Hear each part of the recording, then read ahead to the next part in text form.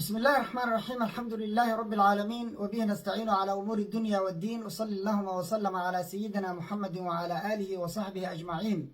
أسعد الله صباحكم ومساءكم ولياليكم أينما كنتم وحيثما حللتم. ولا صوماليد ميلة joogtaan ba ilaahay subxaana wa tacaala idinku ammaanyeelo. ciddii dhibandhibka allah ka qaado, ciddii danle allah u oofiyo, inta bahan allah deeqo, inta bugta allah bogsiyo, intii dhimatay allah u naxariisto, waalidiintan allah u naxariista, annagana allah nooga daba naxariisto. dalka diinta dadka iyo dowladnimadaba ilaahay subxaana wa tacaala haynoo badbaadiyo. maanta waxaan ka hadli doonaa 3 qodob. qodobka koowaad, markabka muqdisho yimi, kelmadaan ka oran doonaa. qodobka labaad, xaafuun iyo garacad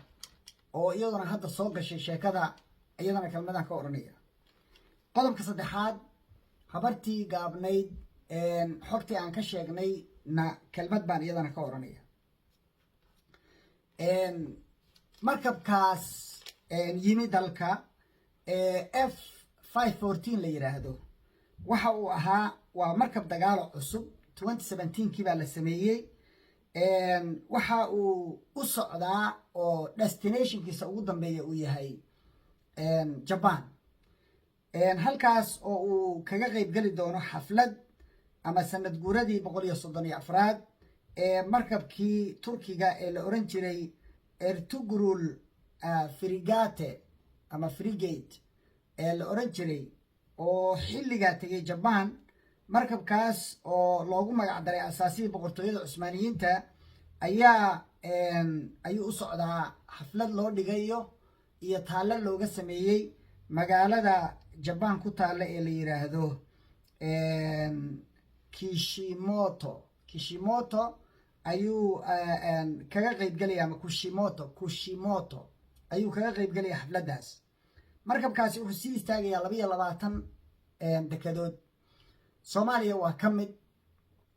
waxaa ka mid ah Sacuudiga, Jidda, Djibouti baa ka mid ah, Maldives baa ka mid ah, waxaa ka mid ah Bangladesh, Kuala Lumpur Malaysia, Indonesia Jakarta, Bangkok Thailand, waxaa ka mid ah Hong Kong China, waxaa ka mid ah Busan South Korea, Japan Kushimoto,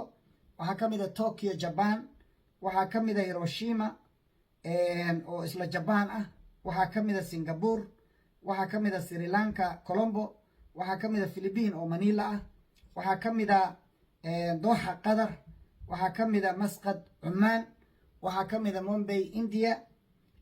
waxaa ka mid ah Karachi Pakistan, waxaa ka mid ah Dubai Imaaraadka ah, iyo Aqaba Jordan. intaas oo dhan buu maraya. waxaan arkayaa dad ka sheekeynaya oo si negative uga waramaya. innaga xageena ka khuseeya markabkan madaxweynaha federaalka Soomaaliya wuxuu ka dhex hadlay markabka. wuxuu noo sheegay markabkan inuu u yimi si loo muujiyo heshiiskii u dhaxeeyay ummadda Soomaaliyeed oo dowladda Xasan Sheekh Maxamuud ay saxiixday iyo ummadda Turkiga. heshiiskaas oo ahaa heshiis difaac iyo ganacsi. waxaan kaloo dhageystay safiirka u fadhiya Turkiga Soomaaliya oo laga tarjumayo fariin uu ka sido wasiirka arrimaha dibadda ahaan jirayna taliyihii sirdoonka dalka. wuxuu sheegay difaaca ummadda Soomaaliyeed, amnigeeda iyo xasiloonideedu inuu ula mid yahay kan Turkiga. arrintaasi waa guul. waxay wadnaha ku dhufanaysaa miskiinkii yaraa oramkii Abiy Ahmed. in lagu dabaaldego lagu farxo ayaa loo baahan yahay. aad baan ugu faraxsannahay. arrintaasi waa guul. hambaliyo madaxweyne. waxaan kaloo rabaa inaan ummadda u sheego, marka ay dalka iyo dad baadiyi ishayaan, dalkaynu la jirnaa. mucaarad markaan nahay iyo muxaafid markaan nahay, haddii dalka iyo cid kale ishayaan, dalkaan la jirnaa. kulligayana mid baan nahay. arrintaasi marka waa arrin guul ah. maxaa diidaya markabku inuu hawshaas isaga socdo, waddamadaas oo dhanna marayo, Soomaaliyana uu marayo oo ay ka mid tahay waddamada la marayo, laakiin uu ujeeddo labaad leeyahay markuu Soomaaliya imaanayo oo ah tan qeexan oo wasiirka arrimaha dibadda fariinta laga siday ah, oo ah difaaca ummadda Soomaaliyeed iyo heshiiskii ganacsi iyo difaac oo aan wada galnay baa la xoojinayaa oo la muujinayaa jiritaankiisa. maxaa diidaya taa? waxaa diidmaya. labaduba waa iswaafaqsan yihiin. marka adoo u heli kara guul inaad ka dhigtid inaad guul darre ka dhigtid sharaf iyo karaamo midna maaha adna wax ku tari mayso dalkana waxbay yeelaysaa arrintaas waxay dhib ku tahay ka naxaya Abiy Ahmed iyo cid alla ciddii isaga la mida Abiy Ahmed oo adigu deked lagu soo istaago markab ku yimaado aad ku dhoolo tustid ma lihid xasan kaasuu ku baashaalaya adigu ciid markab saaran oo aad sawiratay oo aad ku riyootay adigu markabkaasu ciidaas uu saaran yahay ay tahay bad halkaasaa lagugu imaanayaa meeshaas ka fadhi weligaa laan lookid baa ahaanaysa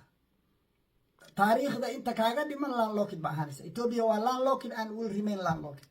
arrintaa intaasan ka oranaya markabka laakiin markaan ka gudbo oo guusha aan iska xiro hambalyada aan dawladda siiyana aan dhinac iska dhigo madaxweynaha su'aal baan weydiinaya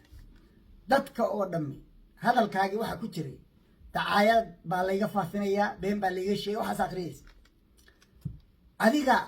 ayaa isugu filan wareer iyo dacaayad madaxweyne adaa ka mas-uula cilladda in dadku ay aamini waayaan waxaa sheegaysid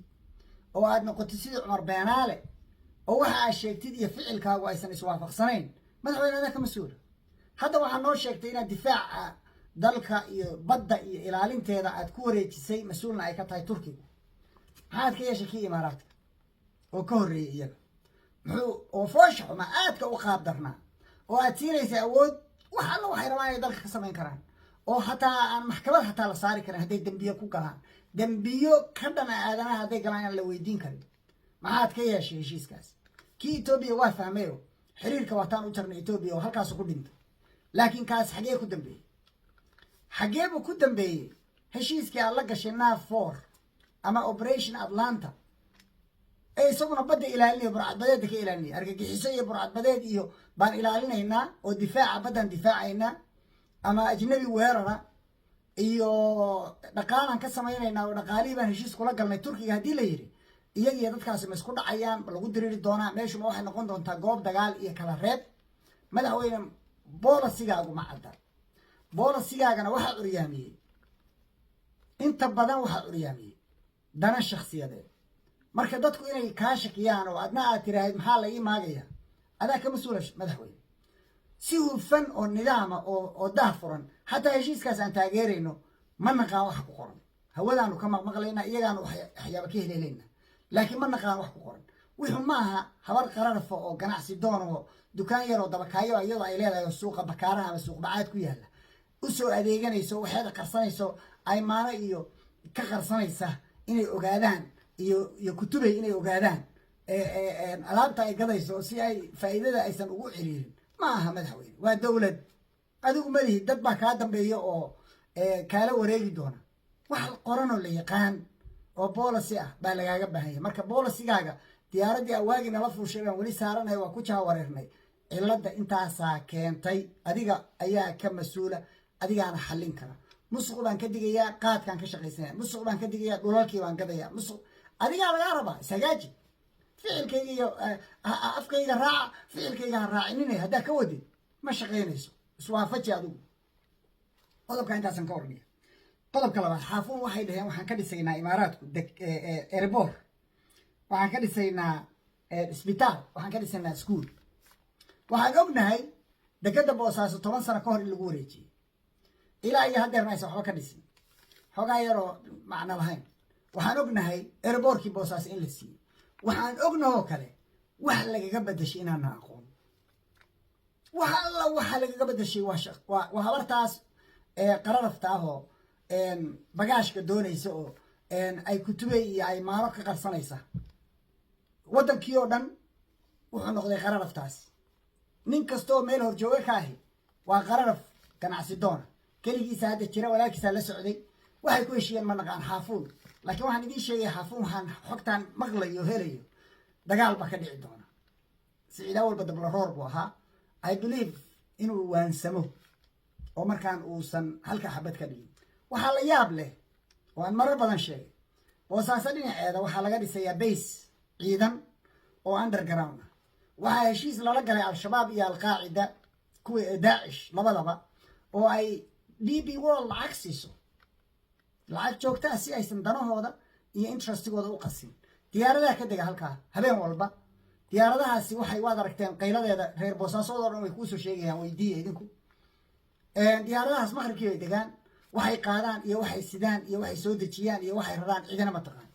700 oo colombiana baa la sheegay inay joogaan bayskaas oo qof Soomaaliya aan loo ogolayn inuu galo inuu ka shaqeeyana loo ogolayn madaxweynuhu waa ognahay wiilkiisa inuu contractiga siiyey dhismahaas inay booyadaha iyo iska rogooyinka iyo wixii meesha joogana ay ka shaqeeyaan